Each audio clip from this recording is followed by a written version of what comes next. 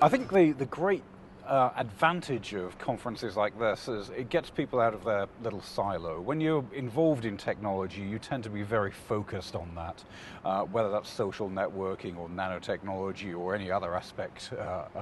And being put together with people from other areas of technology is where you can start getting creative and start meeting people and coming out, being exposed to ideas you wouldn't normally come across in your day-to-day work. And that, for me, is really where the innovation has come from. Most of the businesses I've been involved with that have done something really creative, it's because they've got a little bit outside their comfort zone and mixed a few different disciplines.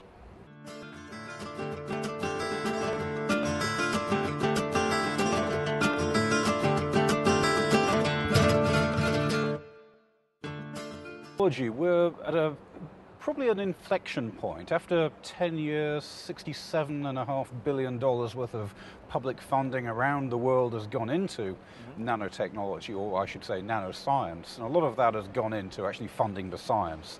So we're at the stage now where we're beginning to see the applications of that coming through in things like materials, in textiles, and all kinds of other things. So the important thing with any technology is it has to be mature enough for industry to be able to accept it. If it's just something that somebody does in a lab, then it's not much of use to anybody. So when you build a product, you have to have this quality control, you have to have, a process rather than just a technology. And it's taken us about 10 years to get there.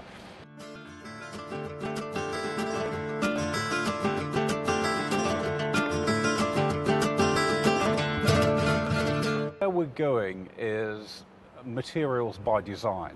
Let me explain that. If you look at what nature does, it creates proteins, it creates data storage mechanisms such as DNA, data processing such as neurons and brains.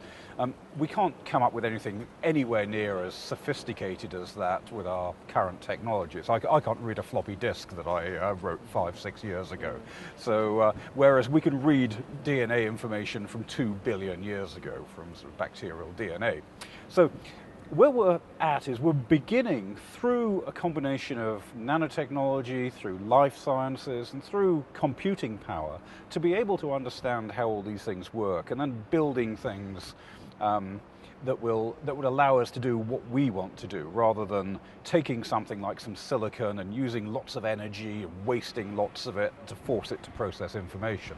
So this is what we mean by materials by design. We'll be a lot further down the line, but 10, 20 years is the normal kind of time scale it will take before you have these really disruptive, revolutionary technologies. But that doesn't mean that there aren't very good opportunities now.